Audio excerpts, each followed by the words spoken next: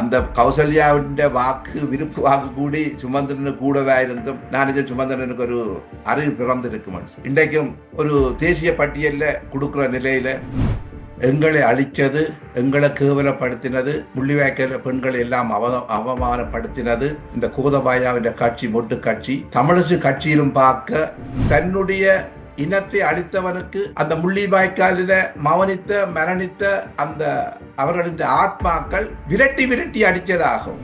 நிச்சயமாக அன்றாதிசனாக்கா என்ற ஒரு கருவி தனிய மைந்தா குடும்பத்துக்கும் இல்லை, மைந்த குடும்பத்துக்கும் பார்க்க, அதாவது இலங்கை ஒழுங்க ஒரு தமிழ் மக்களுக்கு சாதகமான இடத்துல கொண்டு வந்து நிலநிறுத்தி இலங்கை முக்கியமான ஒரு கேந்திர முக்கியத்துவமான இடத்துல இருக்கு. அந்த கேந்திர முக்கியத்துவமான இடத்துல இருக்கிற இலங்கையை எப்படி கையாளணும், எப்படி கட்டுப்பாட்டுகளை கொண்டு வர வேண்டும், இல்லை என்று சொன்னால் இதுக்கு எப்படியா நடவடிக்கை எடுக்கணும் என்ற நாங்கள் இன்றைக்குமே தேசத்தோடையும் தேசியத்தோடையும் நாங்கள் உறுதியா இருப்பேன் என்று சொல்லிக்கொண்டு சமகாலத்தில் தனக்கு எதிராக இருந்த எங்களோட விடுதலை போராட்டத்துக்கு எதிராக இருந்த பிள்ளையாரையும் துரத்தி அடித்தது இந்த வரலாற்று பதிவில். தென் தமிழ மக்களின் உணர்வுகளை உலகத்தில் திருப்பியும் நிரூபிக்க வைக்கிறதுக்கு திரும்பி பார்க்க வைத்ததும் இந்த தேர்தல் முடிவு. அதாவது இந்த தேர்தலும் தேர்தல் முடிவும் அந்த மக்களுக்கு மீண்டும் நாங்கள் யார் என்றதையும், நாங்கள் இன்றைக்குமே தேசியத்தை விட்டு சோரம் போக மாட்டோம் என்றதையும் அடித்து இடித்து உறுதியாக சொல்லி இருக்கிறோம். இன்றைக்கு டக்ளஸ் வாரந்தாவை பிள்ளையாரை துரத்தி அடிக்கிற வரலாற்று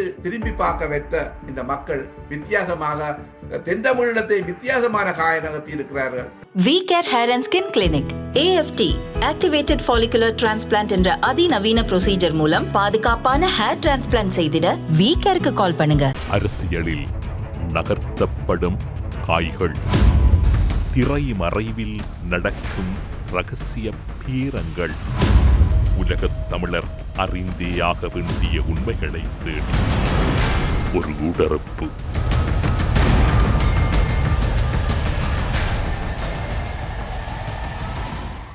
கனடாவில் இருக்கும் அரசியல் ஆய்வாளர் கிருஷ்ணர் அவர்களை ஊடறுப்பு நிகழ்ச்சியோடு இணைத்திருக்கின்றோம். ஊடறுப்பு நிகழ்ச்சியின் சார்பில் உங்களை வரவேற்பதில் மகிழ்ச்சி. வணக்கம். வணக்கம் தமிழரசு, வணக்கம் ஊடறுப்பு நேயர்களுக்கு வணக்கம், நன்றி. இலங்கையின் அரசியல் சித்தாந்தத்தில் ஒரு புதிய சித்தாந்தம் ஒன்று உருவாகி இருப்பதான ஒரு ஆதாரங்களும் அல்லது அதற்கான தோற்றப்பாடுகளும் நடந்து முடிந்த ஜனாதிபதி தேர்தல், அதன் பின்னரான நாடாளுமன்ற தேர்தலில் வெளிப்பட்டு நிற்கின்றது. உங்களுடைய பார்வையில் கடந்த இலங்கை வரலாற்றில் கூடுதலான ஆசனங்கள் என்பதை விட பெரும்பான்மை, 3/2 பெரும்பான்மையை அண்மித்த ஒரு அரசாகவும் அதனை பெற்றுக்கொண்ட ஒரு அரசாகவும் இப்போது இருக்கக்கூடிய தேசிய மக்கள் சக்தி அரசு இருக்கின்றது. அதனை ராஜதந்திர ரீதியாக சர்வதேச ரீதியாக எப்படியான பார்வைக்குள் அடக்க முடியும்? முதலாவது, இந்த மாவீரர் நாட்கள் வந்து கொண்டிருக்கிறது. இந்த மாவீரர், அதாவது மாவீரற்ற ஆத்மாக்கள் தான் தமிழ் மக்களின் அரசியலை நகர்த்துறதுன்ற ஒரு அவதானம் எனக்கு நீண்ட நாட்களாக இருந்து கொண்டே இருக்கிறது.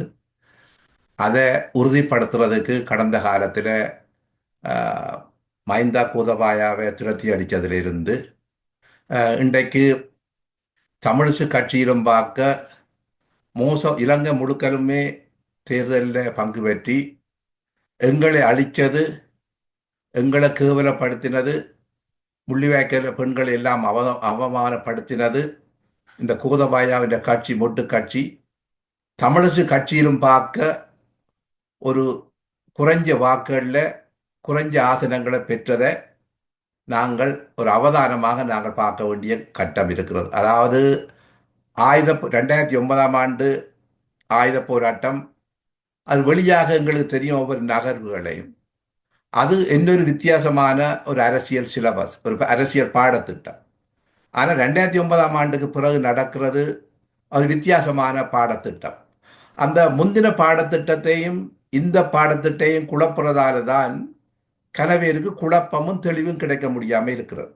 புதிய பாடத்திட்டத்தை இந்த மாவீரர்கள் ஆத்மாக்கள் நடத்துகிற ஒரு களமாக நீங்கள் பார்த்தீங்கன்னு சொன்னால் ஒவ்வொரு கணமும் உங்களை விசுவலாக நீங்கள் உள்ளால பார்க்கலாம். நாங்கள் எப்படி எங்களோட லக்கை நோக்கி பயணிக்கிறோம் என்று பார்க்கலாம். அந்த இடத்துல தான் எவருமே கணிக்க முடியாத, எவருமே கற்பனை பண்ண முடியாத ஒரு அசாதாரணமான இந்த வீதசார பிரதித்துவத்தில் ஒரு தேர்தல் முடிவு வந்திருக்கிறது. 159 ஆசனங்களை இன்றைக்கு ஜேவிபி கட்சி வென்றிருக்கிறது. அதாவது இடதுசாரி ஜேவிபி கட்சி என்றால் மேற்குலகம் இடதுசாரி கட்சி என்றுதான் சொல்லப்படுது. இடதுசாரி ஜேவிபி கட்சி இடை பெற்றிருக்கிறது. இது கன விடயங்களை எங்களுக்கு சாதகமான, நான் எப்பவுமே எங்களுக்கு சாதகமான விடயங்களைத்தான் ஒவ்வொரு விடயத்திலையும் பார்க்குற ஒரு அவதானி தான். நான் ஒரு ஆய்வாளர் இல்லை. முதலாவது நீங்கள் அவதானி. அந்த அவதானத்தில் எங்களுக்கு சாதகமான முடிவு தான் இந்த தேர்தல் முடிவு வந்து கொண்டே இருக்கு. உங்களுடைய கருத்தின் அடிப்படையில் பார்க்கின்ற போது முள்ளிவாய்க்காலில் ஈழத்தமிழர்களுக்கு இழைக்கப்பட்ட அநீதி அல்லது அவர்களுக்கு ஏற்பட்ட பெரும் துயரத்துக்கு இயற்கையாகவே மஹிந்த ராஜபக்ச குடும்பம் பழிவாங்கப்பட்டதாக பார்க்கிறீர்களா? நிச்சயமாக பழிவாங்கல் என்றதை விட, பழிவாங்கல் என்றதே ஒரு சாதாரண வார்த்தையை நான் பார்க்கிறேன்.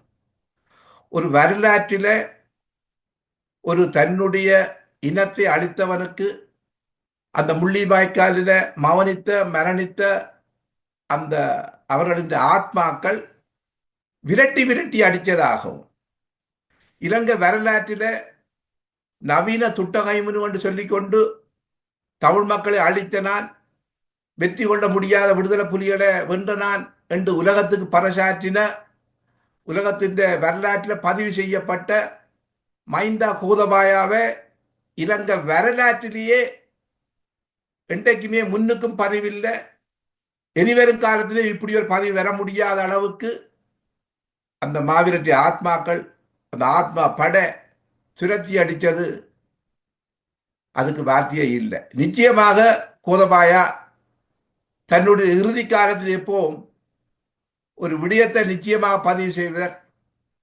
நான் விடுதலை புலிகளை களத்தில் வெல்றது எனக்கு சில வெளிநாட்டுகளின் உதவியும் தமிழற்ற சில எதிர்வினை ஆற்றினவர்களின் உதவியோடையும் வென்ற நான்.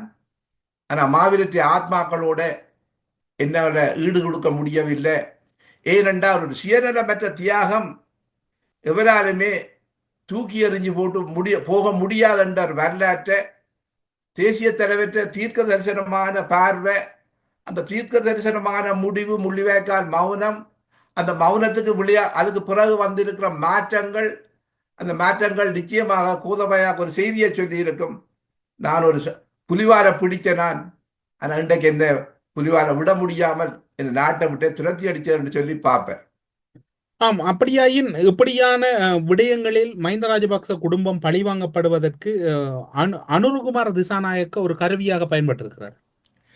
நிச்சயமாக அனுரா திசாநாயக்கா என்ற ஒரு கருவி தனிய மஹிந்தா குடும்பத்துக்கும் இல்லை, மஹிந்த குடும்பத்துக்கும் பார்க்க, அதாவது இலங்கை ஒழுங்க ஒரு தமிழ் மக்களுக்கு சாதகமான இடத்துல கொண்டு வந்து நிலநிறுத்தி அந்த இடத்தை இலகுவாக மேற்குலகத்தாலேயோ இந்தியாவாலேயோ அசைக்க முடியாத புள்ளியில கொண்டு வந்து விட்டு இருக்கிறார். அதாவது அந்த ஒரு சித்தாந்தமயப்படுத்தப்பட்ட இராணுவத்தையே உருவாக்கி இருக்கிறார். ஏனென்றால் 2004 ஆண்டு 5ஆம் ஆண்டுல விடுதலை புலிகளுக்கு எதிரான போராட்டத்தில் தாங்கள் சித்தாந்தமயப்படுத்தப்பட்ட சிங்கள இளைஞர்களை இந்த யுத்தத்துக்கு பயன்படுத்தி யுத்தத்துக்கூடாக சிங்கள இராணுவத்தில் ஒரு பலமான தனக்கு சாதகமான ஒரு கட்டமைப்பையும், அதாவது கோதபாயா மஹிந்தாவை மேற்குலகம் தன்னுடைய நலனுக்காண்டி இறுக்கி முடக்கி ஓட வைக்கும் பொழுது, அது மாவீரட்டி ஆத்மாக்களின் செயல்பாடு இணையும் பொழுது, அந்த இணைகிறது கூடாக ஒரு மேற்குலகத்தின நிரந்தரமான எதிரியை கொண்டு நாங்கள் நிறுத்தி விட்டு கிடக்கு. அவர் மக்களின் ஆதரவோடையும் இராணுவ கட்டமைப்போடையும் பலமாக இருக்கும் பொழுது அவரை இலகுவாக இந்த இடத்திலிருந்து மேற்குலகத்துக்கு அகற்ற முடியாது, இந்தியாவிலே அகற்ற முடியாது. மேற்குலகம் தன்னுடைய அந்த அதிருப்தியை அனுரா திசாநாயக்காவின் ஜனாதிபதி வேட்பாளர் தெரிவு செய்யப்பட்ட பிறகு தன்னுடைய அதிருப்தியை வெளிப்படுத்துறதுக்கும், அடுத்த கட்ட ராஜேந்திர நகர்வுகளின் அதாவது அருகம் குடாவில் ஒரு அதாவது பயண எச்சரிக்கை விட்டு, அதாவது இன்றைக்கு இலங்கை அரசாங்கத்தின் முதுகெலும்பாய் இருக்கிற அந்நிய செலவாணியை ஊட்டி கொடுக்கிற அந்த டூரிசத்தை ஒரு பாதிப்பு ஏற்படுத்தி ஒரு அரசியல் சதுரங்கத்தில் அனுரா திசாநாயக்காவுக்கு ஒரு செய்தி சொல்லப்பட்டிருக்கிறது. சர்வதேச ரீதியாக அனுரகுமார திசாநாயக்க சந்திக்க உள்ள ராஜதந்திர சவால்கள் எப்படி இருக்கு? நிச்சயமாக இந்த மூன்றாம் உலக மகாயுத்தத்தை நோக்கி இந்த உலக ஒழுங்கு நகர்ந்து கொண்டே இருக்கிறது. அந்த மூன்றாம் உலக ஒழுங்கு நடக்கிறதுக்கு முதல் அமெரிக்கா மேற்குலகமும் யூரோப்பிய நாடுகளும் ஒரு வெளியால சில நகர்வுகளை செய்து கொண்டே இருக்கிறன. நகர்வுகள் செய்யும் பொழுது இலங்கை முக்கியமான ஒரு கேந்திர முக்கியத்துவமான இடத்துல இருக்குது. அந்த கேந்திர முக்கியத்துவமான இடத்துல இருக்கிற இலங்கையை எப்படி கையாளணும், எப்படி கட்டுப்பாட்டுகளை கொண்டு வர வேண்டும், இல்லை என்று சொன்னால் இதுக்கு எப்படியா நடவடிக்கை எடுக்கணும் என்ற பார்வையில தான் மேற்குலகம் சிந்திச்சு கொண்டே இருக்கிறது. அதாவது அணைத்து கொண்டு போய் அவருடைய தங்களுடைய விடயங்களை கையாளக்கூடிய மாத்துறதோ, இல்லை என்று சொன்னால் அடுத்த கட்டம் என்ன மாதிரி நகரணும் என்ற தீர்மானத்துக்கு இல்லை குழப்பமான நிலையில தான் இன்றைக்கு அமெரிக்காவும் இந்தியாவும் இருக்கிறது. இந்தியாவில் மௌனத்தை பார்த்தீங்கன்னு சொன்னால் இன்றைக்கு இந்த பாராளுமன்ற தேர்தலில் கூடி இந்தியா ஒரு மௌனமாக இருந்து கொண்டே இருக்கிறது. மௌனமாக ஒவ்வொன்றையும் அவதானித்து கொண்டே இருக்கிறது என்று சொன்னால் அதில் ஆழ்ந்த அர்த்தங்கள் இருக்கு. இப்போது இலங்கை ஒரு பெரும் பொருளாதார நெருக்கடியை எதிர்கொண்டு அதில் இருந்து மெல்ல மெல்ல மீண்டெழுவதற்கான வாய்ப்புகளை தேடி ஓடிக்கொண்டிருக்கின்றது. அனுரவின் புதிய அரசின் வருகையும் புதிய ஜனாதிபதியின் வருகையும் இந்த விவகாரங்களை எந்த அளவில் முன்னோக்கி நகருது?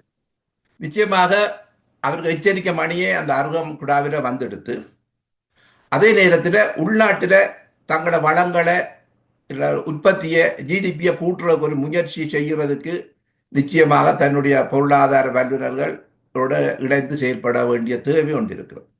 அந்த இடத்துல இன்றைக்கு 9 மாகாணத்தில் கிழக்கும் வடக்கும் தான், அதாவது இலங்கையின் ஜிடிபிக்கு பங்களிப்பதில் மோசமான பின்னிலையில் இருக்கிறது.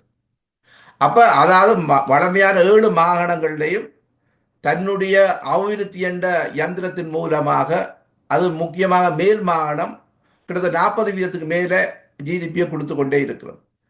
அப்போ வெளிநாட்டு நெருக்கடி வரும் பொழுது, வெளிநாட்டு உதவியை கிடைக்காமல் இருக்கும் பொழுது அவர் உள்நாட்டு வளங்களை பயன்படுத்தப்பட வேண்டிய தேவை இருக்கிறது. அந்த தேவைக்குள்ளதான் எங்களோட நலனும் அடக்கப்பட்டிருக்கிறது. எங்களோட மக்கள் ஓடிக்கொண்டே இருக்கிறார்கள். இந்த ஓடிக்கொண்டிருக்கிறவர்களுக்கின்ற முதலாவது காரணங்கள், காரணங்கள்ல ஒரு காரணம் இந்த பொருளாதாரம். ஏனென்றால் சிங்கள தேசத்துக்கு சுதந்திரம் அடைஞ்ச இலங்கையில தமிழ் மக்கள் வடக்கு கிழக்கில் எந்த விதமான அபிவிருத்தி திட்டங்களோ இல்லாட்டால் மக்களுக்குரிய வேலைவாய்ப்பு கொடுக்கிற ஒரு தொழிற்சாலைகளோ உருவாக்காமல் இருக்கப்படுகிறது. இந்த சிங்கள தேசத்துக்கு ஏற்பட்ட பொருளாதார நெருக்கடியும் சர்வதேசத்தால தனிமைப்படுத்தப்பட்ட ஒரு நிலையும் அது வடக்கு கிழக்கில் உள்ள தமிழ் மக்களை நோக்கி தன்னுடைய ஆதரவு கரங்களை நீட்ட வேண்டிய ஒரு நிர்பந்தத்துக்கு வந்திருக்குது. அந்த நிர்பந்தத்தை நாங்கள் சரியாக பயன்படுத்தி அடுத்த கட்ட நகர்வுக்கு எங்களோட மண்ணையும் மக்களையும் தயார்படுத்த வேண்டிய ஒரு சந்தர்ப்பம் எங்களுக்கு கிடைச்சிருக்கிறோம். அந்த சந்தர்ப்பத்தை நாங்கள் சரியாக பயன்படுத்த போறோமோ இல்லை என்று சொன்னால் அதை யார் சரியாக பயன்படுத்த போறான்ற ஒரு கேள்வி இருக்குது. நிச்சயமாக நாங்கள் அதை பயன்படுத்தக்கூடிய ஒரு வனநிலையில ஒரு கருத்தியல் ரீதியாக எங்களோட மக்களிட்டையும் புலம்பெயர்ந்த உறவுகளிட்டையும் அது இருக்கிறதா நான் பார்க்கிறேன். வடக்கு கிழக்கில் தேர்தல் முடிவுகள் பல்வேறுபட்ட எதிர்மறையான முடிவுகளை கொடுத்திருக்கின்றது. கடந்த காலங்களில் குறிப்பாக வடமாகாணமாக இருக்கலாம், கிழக்கு மாகாணமாக இருக்கலாம், பல்வேறுபட்ட செய்திகளை சொல்லிய மாவட்டம், சர்வதேச ரீதியாக திருப்பங்களை ஏற்படுத்திய மாவட்டம், சர்வதேச ரீதியாக திரும்பி பார்க்க வைத்த மாவட்டம். இன்று மீண்டும் அவை சற்று மாறுபட்டு திரும்பி பார்க்க வைத்திருக்கின்றது. வடக்கு கிழக்கில் இருக்கக்கூடிய கிட்டத்தட்ட 5 தேர்தல் மாவட்டங்களில் 4 தேர்தல் மாவட்டங்களில் அனுரகுமார திசாநாயக்க அமோக வெற்றி பெற்றிருக்கின்றார், யாழ்ப்பாணம் அடங்கலாக. இதனை நீங்கள் எப்படியான வகையில் அவதானிக்கக்கூடியதாக இருக்கு? எங்கட போராட்ட காலத்தில் இருந்து ஒரு தென் தமிழீழம் சொல்ற கிழக்கு மாகாணம் அந்த வன்னித்தன்மையை பார்க்கணும், இல்லைன்னா எங்கட பிரதேசங்களை பார்க்கணும்ன்றதை காண்டி தென் தமிழீழத்திலிருந்து வட தமிழீழத்திலிருந்து வந்து பல்லாயிரக்கணக்கான உறவுகள் தங்களோட இனத்துக்காண்டியும் ஒரு தமிழ் தேசத்தை உருவாக்கணும்ன்றதுக்காண்டியும் வரலாற்றில் பல பதவிகளையும் பல சாதனைகளையும் செய்த வரலாறு இருக்கிறது. இன்றைக்கும் இக்கட்டான நிலையில 5 மாவட்டங்கள் என்று சொன்னாலும் அந்தந்த மக்களின் செறிவுக்கு ஏற்றபடி ஒவ்வொரு, அதாவது திருவண்ணாமலை மாவட்டமாக இருந்தால் என்ன, அம்பாறை மாவட்டமாக இருந்தால் என்ன, இல்லை மட்டக்களப்பு மாவட்டமாக இருந்தால் என்ன, தங்கட அந்த கொள்ளளவுக்கு ஏற்றபடி மக்களின் செறிவுக்கு ஏற்றபடி உச்சமான பங்களிப்பை செய்து திருப்பியும் 22 மாவட்டங்கள்ல 21 மாவட்டம் அன்ரா திசைநாயக்காவின் அலையில போகும் பொழுது வரலாறு காணாத கன குழப்பங்களை சந்தித்தாலும் அந்த குழப்பத்திலிருந்து நிமிந்து நான் தென் தமிழ தமிழர், கிழக்கு மாநில தமிழர், நாங்கள் இன்றைக்குமே தேசத்தோடையும் தேசியத்தோடையும் நாங்கள் உறுதியா இருப்பேன் என்று சொல்லிக்கொண்டு சமகாலத்தில் தனக்கு எதிராக இருந்த எங்களோட விடுதலை போராட்டத்துக்கு எதிராக இருந்த பிள்ளையாரையும் துரத்தி அடித்தது இந்த வரலாற்று பதிவில் இருக்கிறது. அந்த கோவிந்தன் கருணாகரனுக்கும் ஒரு செய்தியை சொல்லி இருந்தது. பணபரத்த சில ஆய்வாளர்கள் சொல்லும் பொழுது ஒரு வேதனையான விடியம் சொல்லியிருந்தார்கள். தென் தமிழிடத்தில் காசு இருந்தால் வாக்க வேண்டலாம், கோடிக்கணக்கான காசு இருந்தால் நாங்கள் ஒரு சீட்டை அடையலாம் என்ற ஒரு மோசமான ஒரு தப்பான காணிப்பீடு செய்யப்பட்டிருந்தது. இன்றைக்கு கோவிந்தன் கருணாகரனுக்கு விழுந்த வாக்கு கோடிக்கணக்கான காசை வச்சிருந்தும் அந்த மக்களின் இதயத்தை வெல்ல முடியாது.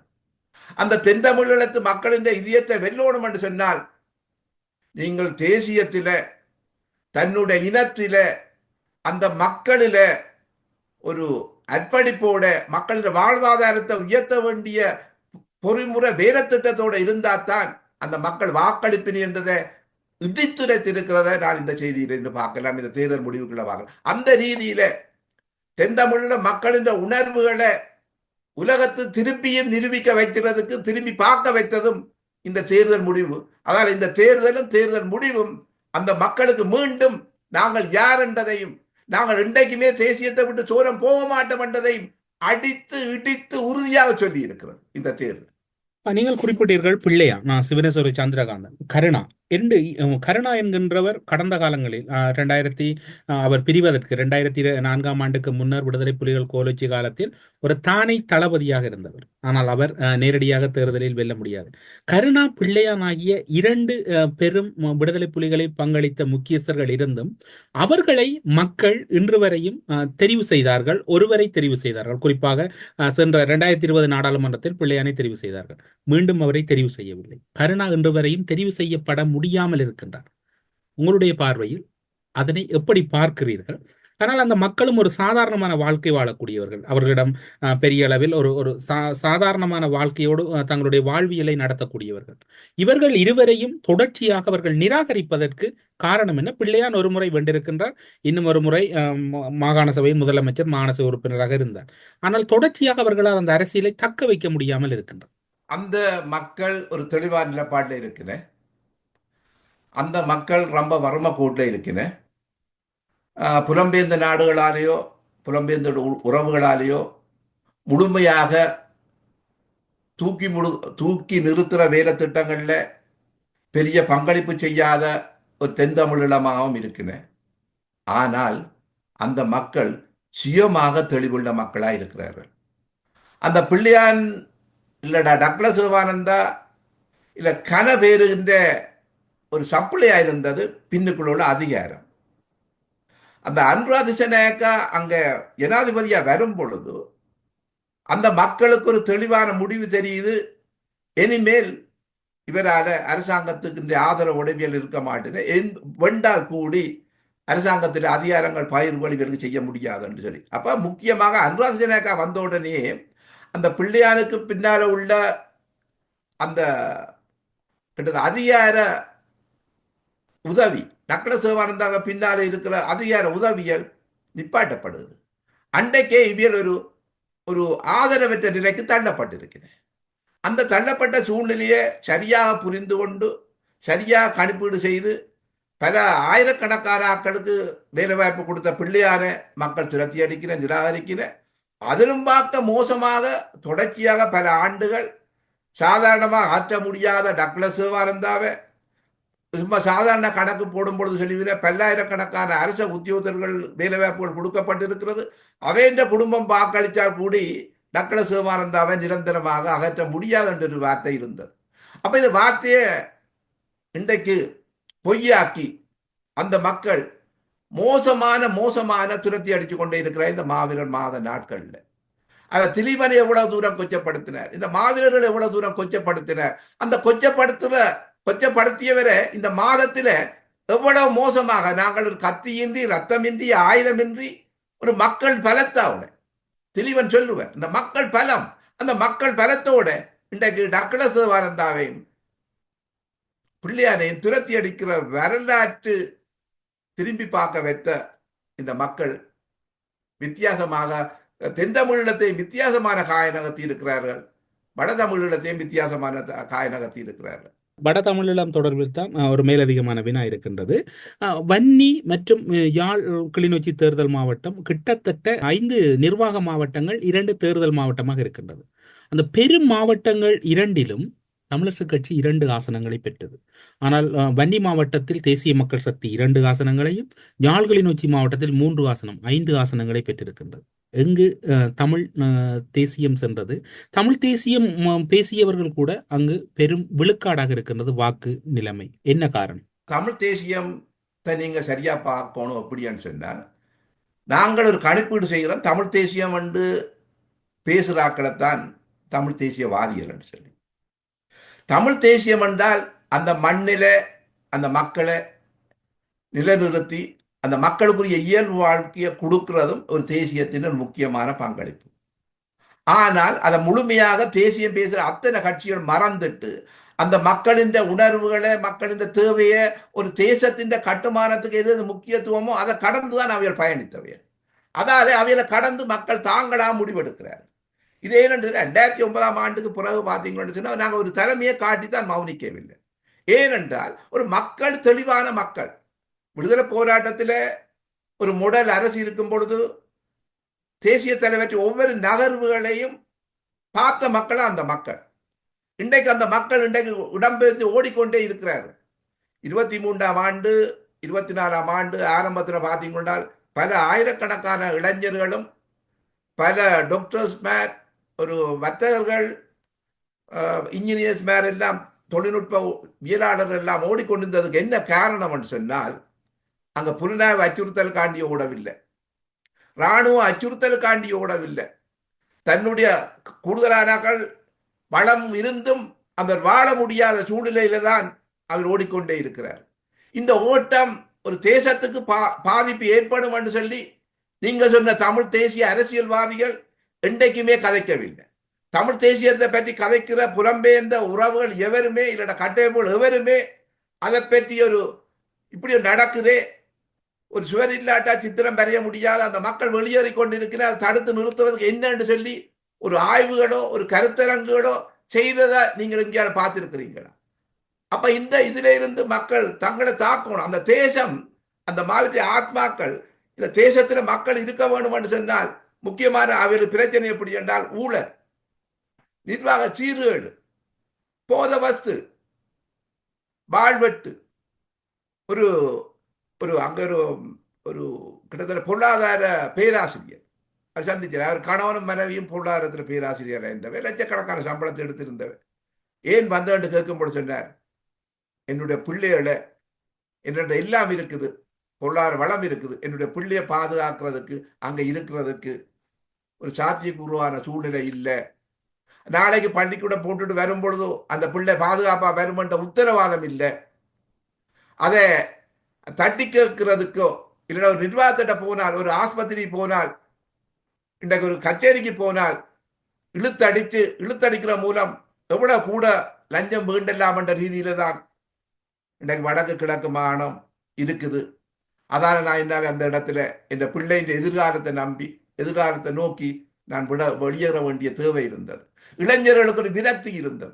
நாளைக்கு எங்களுக்கு என்ன உத்தரவாதம் என்ற விரக்தி இருந்தது. அந்த விரக்தியின் வெளிப்பாடு இந்த ஓட்டமா இருந்தது. ஆனால் இன்றைக்கு இந்த தேர்தல் முடிவு, அந்த இளைஞருடைய முடிவு அவைகளுக்கு ஒரு அந்த பயத்திலே நீக்கி அந்த தேசத்தில் நாங்கள் நிற்கலாம் என்ற உறுதியை கொடுத்திருக்கு. அது யார் செய்தாலும் அதன் மூலம் இந்த தேசம் பாதுகாக்கப்படுகிறது, தேசத்திலிருந்து மக்களின் வெளியேற்றம் தடுக்கப்படுகிறது. அந்த இடத்துல ஒரு தேசியம் தன்னை அதாவது உருமாற்றம் செய்து யாழ் இந்த மற்றும் வன்னி மாவட்டத்தில் தேசிய மக்கள் சக்தியினுடைய வெற்றி உங்களால் ஒரு பெரும் எழுச்சியாக பார்க்கப்படுகின்றது என்று எடுத்துக்கொள்ளலாம். நான் எழுச்சியாண்டு பார்க்க முடியல. ஒரு ஒரு தமிழ் நீங்கள் இனம் இப்போது தமிழ் தேசியம் சார்ந்திருக்கக்கூடிய அத்தனை காட்சிகளையும் ஒரு ஒரு என்ன எப்படி கூறுவது, ஒரு வேலையில் அவர்கள் ஈடுபாடு இல்லாத அல்ல வேலைக்கு உதவாதவர்கள் போன்று கூறுகிறீர்கள், அப்படி பார்க்கலாம். தமிழ் தேசிய அரசியல்வாதிகளையோ ஆமா. பெரும்பான்மையான தமிழ் தேசிய அரசியல்வாதிகள் தங்களை தாங்களே தக்க வைக்கிறதுக்காண்டி போராடி அப்ப கொண்டு ஸ்ரீதரன் அடங்கலாக ஸ்ரீதரன் அவர்களையும் அப்படியா கூறுகிறீர்கள்? சிறிதன் அதுக்குள்ள விதிவிலக்கா இருந்தபடியா தான் தனியே நின்று போராட முடியவில்லை. ஆனா அவர்கள் தனியே என்ன சிறப்பா செய்திருக்க வேண்டிய தேவை இருக்கு. என்ன சிறப்பாக செய்திருக்க வேண்டும் ஸ்ரீதரன்?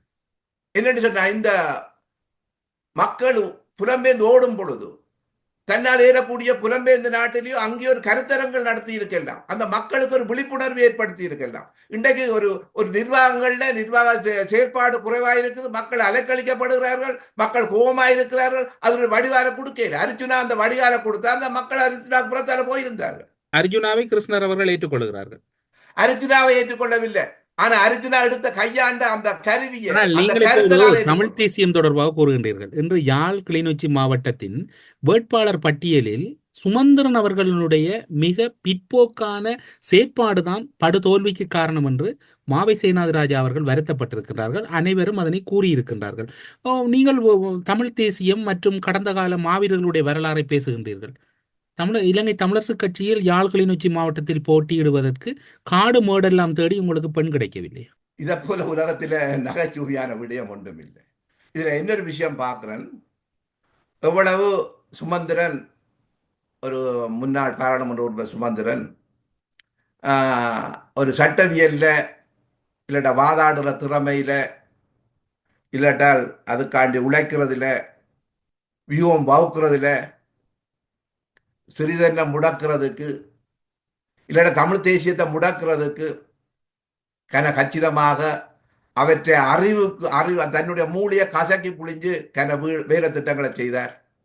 அந்த தலைமை பதவியை எடுத்து தமிழரசு கட்சியை தன்னுடைய கட்டுப்பாட்டுக்கு கொண்டு வந்து தமிழ் தேசிய நீக்கத்தை செய்கிறதுக்கு முயற்சி செய்தார். அது கடைசி மட்டும் தான் வெல்லுவர் என்ற நம்பிக்கையோடு இருந்தார். அங்கே வெற்றி சிதறடிக்கப்படுகிறது. ஏனென்று சொன்னால் அதுக்கு பிறகும் ஒரு தமிழ் தேசியமும் என்றதை கடந்து மாவீரற்ற ஆத்மாக்கள் என்ற நகர்வை நான் பார்த்தேன். அதை உடைக்கிறதுக்கு தன்னுடைய சட்ட திறமைக்கு ஊடாக அந்த வழக்குகளை போட வச்சு, தன்னுடைய ஆதரவாளரை கொண்டு வழக்குகளை போட வச்சு சிறிதரனையும் தமிழரசு கட்சியை முடக்கினார். அதையும் கடந்து பயணிக்கும் பொழுது சிறிதரனை வேட்பாளர் தெரிவில இருந்து வெளியேற்றுவதற்காண்டி தகவல் அறியும் சட்டத்தின் மூலம், அதாவது முக்கியமாக அந்த பார் விஷயத்தை வச்சுக்கொண்டு தன்னுடைய ஆதரவான ஊடகவியலாளர் வச்சு அந்த தகவல் அறியும் சட்டத்தை வச்சுக்கொண்டு அதைத்தான் தன்னுடைய ஆயுதமாக பயன்படுத்தி சாடு திருமநாதனுக்கு எதிராகவும் சிறிதனுக்கு எதிராகவும் விக்னேஸ்வரனுக்கு எதிராகவும், விக்னேஸ்வரன் அந்த வித்தியாசம், இவர்களுக்கு எதிராகவும் தன்னுடைய அரசியல் தந்திரோபாயங்களுக்கு ஊடாக இந்த வாக்கு வங்கி அரசியலில் தோற்கடிக்கலாமல் ஒரு வியூகம் வகுத்தார். அது தனக்கு ஆதரவான செயற்படுறாக்கள மூலம் அந்த வேட்பாளர் தெரிவிக்குள்ள 9 வேட்பாளர் இல்லை, சிறிதனுக்கு எதிரான ஆக்கள் தான் 8 பேரை கொண்டு வந்து நிறுத்தி இருந்தார். அதன் மூலம் 8 பேரும் தனக்கும், அதாவது தாங்கள் தான் அந்த வேட்பாளர் தங்களுக்கும் மற்ற வாக்கு விருப்பு வாக்க சுமந்திரனுக்கும் போடுற மாதிரியான தன்னுடைய அறிவுக்கு தன்னுடைய மூளையை பிழிந்து ஒரு திட்டம் வகுத்திருந்தார். ஒரு பார்க்கறதுக்கு ஒரு சாதாரண அது நல்லொரு திட்டமாக தான் இருந்தது. ஆனால் அந்த இடத்துல சிறிதன் அந்த அந்த வியூகத்தை அணுகி வெண்டதை நான் என்னை பொறுத்தவரை பாராட்டத்தான் தேவை இருக்கிறது. அவர் 2 விதமாக பார்க்கிறார். கிளிநொச்சி மாவட்டத்துக்குள்ள கூடுதலான நேரத்தை தான் நிற்கிறார். அந்த நேரத்துக்கு கடந்து யாழ் மாவட்டத்தில் மற்ற இடங்களில் இளைஞர் பெண்கள் அணிய களமிறக்கி பொக்கெட் மீட்டிங்களாக அந்த மக்களை சந்தித்து அங்கேயும் தனக்கு ஒரு கணிசமான வாக்குகளை தேடி தன்னுடைய, அதாவது எதிரி விரிச்ச வலையில சிக்கப்படாமல் அதுக்கு வெளியால் ஒரு வியூகத்தை வகுத்து தன்னுடைய காய நகர்த்தி இன்றைக்கு அதன் மூலம் வெற்றியை நிரூபித்திருக்கிறார். கிளிநொச்சி மாவட்டத்தையும் கிளிநொச்சி மக்களையும் உலகத்தில் உள்ள மக்கள் ஒரு பேசும் பொருளாக அவருடைய நம்பிக்கையின் தெளிவையும் போற்ற நிகழ்வாக அதை மாற்றி இருக்கிறார். ஸ்ரீதரன் என்ற சிறிதென்ற செயற்பாடு. ஆனா அதுக்கு அது புறத்தால ஒரு ம், முக்கியமாக ஒன்று சொல்ல வேண்டும் என்று சொன்ன, எந்த காலகட்டத்திலும் எந்த வெற்றி அடைஞ்சாலும் அவர்கள் மாவீரர்கள் நினைத்துத்தான் ஒரு விஷயத்தை செய்கிற தான் கட்சி தலைமைக்கு வெண்டவுடன் ஓடி மாவீரர் துயிலும் இல்லத்துக்கு தான் முதல் வந்து தன்னுடைய மரியாதையை ஸ்ரீதரன் அவர்கள் செலுத்துகிறார். கூட குறிப்பிட்டார் தானே, ஊத்திக் கொள்வதற்கு வாரும் போத்திக் கொள்வதற்கு தமிழ் தேசியம் என்று திரு சுமந்திரன் அவர்கள் ஒரு முகநூல் பக்கத்தில் ஒரு பதிவினை கூட போட்டார். அது மட்டுமல்லாது உங்களுக்கு தெரியும், கடந்த 2020 தேர்தலில் சுமந்திரனை எல்லோரும் கைவிட்டார்கள். ஸ்ரீதரன் கையில் பிடித்து காப்பாற்றி விட்டார் சுமந்திரனை. அப்படி ஒரு இயல்பாக தமிழர்களிடம் ஒரு பண்பாடு அல்லது கலாச்சாரம் இருக்கின்றது, நன்றி மறப்பதல்ல. யாருக்கும் நன்றி மறப்பதல்ல. சுமந்திரன் அப்படி விரைவாக நன்றி மறப்பதற்கும் அல்லது நன்றியை ஸ்ரீதரன் மீது இவ்வளவு வன்மத்தை பாய்ச்சுவதற்கும் என்ன காரணம்? அதாவது அவர் தன்னுடைய வெற்றிக்காண்டி சுமந்திரன் எவரையுமே பயன்படுத்துவார். அவருக்கு ஒரே ஒரு தான் பெரிய சட்ட வல்லுநராக இருக்க வேணும், தன்னைத்தான் உலகமும் தன்னிடத்தான் பேச்சுவார்த்தைக்கு வர வேணும், கதைக்க வேணும் என்ற ஒரு ஆணவம் இருந்தது. ஒரு அறிவு இருக்குது, சட்ட வல்லுமை இருந்தது, வாதாட திறமை இருந்தது, ஓரளவுக்கு ஒரு சுத்தப்பட்ட கை இருக்கலாம் இருக்குமென்ற ஒரு பார்வை மக்கள் மத்தியில் இருக்குது. ஆனால் ஒரு அறம் என்றதும் அந்த இந்த மண்ணுக்காண்டி மரணித்த மாவீரர்கள், அந்த மக்களின் தியாகம், மக்களின் வலி, அதை பற்றி ஒரு கடுகணவு கூடி அவருடைய அக்கறை இல்லாதான். அவற்றை எல்லா திறமை இருந்தும், அவன் சொல்றாங்க எவ்வளவு திறமை இருந்தும், ஆனா அந்த திறமை ஒரு பிள்ளையான இடத்துக்கு பாவிக்கும் பொழுது அந்த திறமை ஒன்றுமே வேலை செய்யாமல் போகும். அதுதான் இன்றைக்கு இந்த பொறுத்தவரை சுமந்திரன் இனிவரும் கால அரசியல்வாதிகளுக்கும் ஒரு நல்ல உதாரணமாக இருக்கும் நான் நினைக்கிறேன். உங்கள்ட்ட எவ்வளவு வளம் இருந்தும் வல்லமை இருந்தும் பணம் இருந்தும் அந்த மக்களை வெல்ல வேணும்னு சொன்னால் மக்களோட களத்தில் இருந்து வெல்ல வேணும். அது சும்மா சாதாரண விடயம். இன்றைக்கு அர்ஜுனாவை பற்றி கணக்கு விமர்சனம் இருக்குது. ஆனா மக்களின் நாடி துடிப்பை பார்த்து மக்களோட மக்களாக நின்றார்.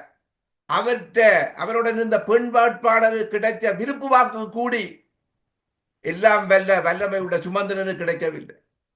7 வேட்பாளரை நிலைநிறுத்தி அந்த வாக்குகளை தனக்கு போட வைத்தும் பெண் வேட்பாளரை, நல்ல அருமையான பெண் வேட்பாளரை போட்டு கூடி அந்த வாக்குகளை சேகரித்து தன்னுடைய வெற்றியை உறுதிப்படுத்த முடியாம போயிருந்தது. பெண் வேட்பாளருக்கு எடுத்த விருப்பு வாக்க கூடி சுமந்திரனுக்கோ கஜேந்திரமார் பொன்னம்பலத்தோ கஜேந்திரனுக்கோ சுவாசுக்கே கிடைக்கவில்லை என்று சொல்லியிருந்தார்.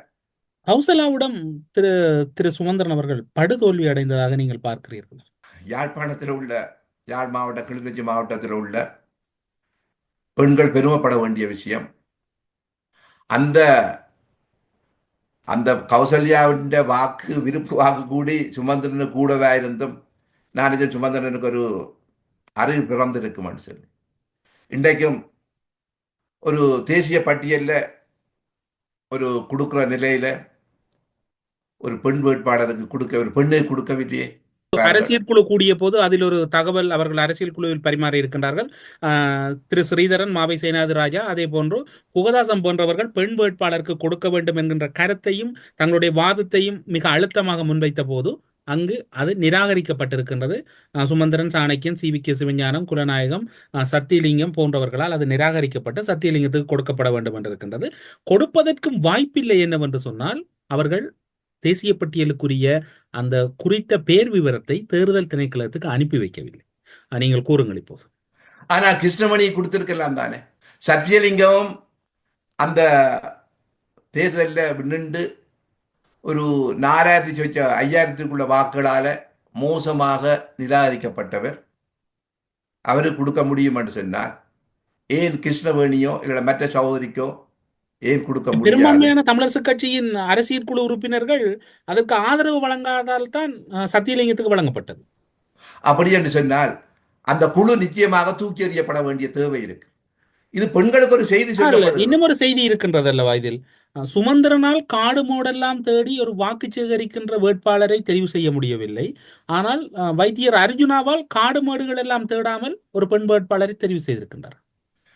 உங்களுக்கு தெளிவான பார்வை இருந்தால், தெளிவான நோக்கமாக இருந்தால், உங்களுக்கு நீங்கள் அடிமையைத்தான் தேடின. நீங்கள் அந்த அடிமை உங்களுக்கு கண்ணு கட்டிய தூரம் மட்டும் உங்களுக்கு கிடைக்கவில்லை என்று சொன்னா நீங்க கண்ணை மூடிக்கொண்டு அரிச்சினா மக்களின் உணர்வுகளை நாடி பிடித்தார். அதுக்காண்டி கடுமையாக உழைத்தார். அவருக்கான விமர்சனங்கள் இருக்குது. அவர் ஒரு ஒரு பழமொழி சொல்லப்படும், பாதையை தேடாத பாதையை உருவாக்கன்னு சொல்லி. அந்த பாதையை தேடாமல் பாதையை உருவாக்கி சாதிச்சு காட்டினவர் அர்ஜுனா. இந்த இடத்துல அந்த யூடியூபர்ஸ்களை பற்றி நான் சில விடயங்களை இதுக்குள்ள சொல்ல வேண்டி கிடக்கு. இந்த யூடியூபர்ஸில் வந்து வியூவர்ஸை பார்க்கும் பொழுது அந்த மக்களுடைய மனதில் மாற்றங்கள் ஏற்பட்டதை இல்லைன்னா ஊடகங்களுக்கு ஊடாக பார்க்கும் பொழுது அந்த மக்களுடைய மாற்றங்கள் நடந்து கொண்டிருக்கிறத தமிழ் தேசியம் பேசுகிற எந்த அரசியல்வாதிகளும் புரிந்து கொள்ளவில்லை. புலம்பெயர்ந்த உறவுகளோ என்று சொல்றதை விட புலம்பெயர்ந்த கட்டமைப்புகளும் அதை புரிந்து கொள்ளவில்லை. அவர்கள் 2009 ஆண்டுக்கு முந்தி அந்த தொடக்கத்தில் எந்த மனோநிலையில இருந்தார்களோ அந்த மனோநிலையிலிருந்து எந்த மாற்றத்தையும் அவர்கள் உள்வாங்க தயாராக அந்த மாற்றங்களை உள்வாங்காதபடியால் அவை நிச்சயமாக மக்களால் தூக்கி எறியப்படுகிறார்கள். நிச்சயமாக ஊடரப்பு நிகழ்ச்சியில் இணைந்து கொண்டு பல்வேறுபட்ட முக்கியமான கருத்துக்களை, குறிப்பாக தமிழ் தேசியம் சார்ந்திருக்கக்கூடிய கருத்துக்களை, புதிய ஆட்சியில் ஏற்பட்டிருக்கக்கூடிய மாற்றமும், தமிழர் தேசம் சந்தித்திருக்கக்கூடிய நெருக்கடிகளும், தமிழரசு கட்சியின் பின்னடைவுக்கான காரணங்களும் என்று பல பரிணாமங்களில் முக்கியமான பல தகவல்களை பகிர்ந்து கொண்டமைக்காக சிறப்பு நன்றிகளோடு உங்களிடம் விடைபெற்றுக் கொள்கிறோம். நன்றி, வணக்கம். நன்றி ஊடரப்பு உறவுகளுக்கும் நன்றி தமிழரசுக்கும் நன்றி, வணக்கம். அரசியலில் நகர்த்தப்படும் காய்கள், திரைமறைவில் நடக்கும் ரகசிய பீரங்கள், உலகத் தமிழர் அறிந்தேயாக வேண்டிய உண்மைகளை தேடி ஒரு ஊடரப்பு.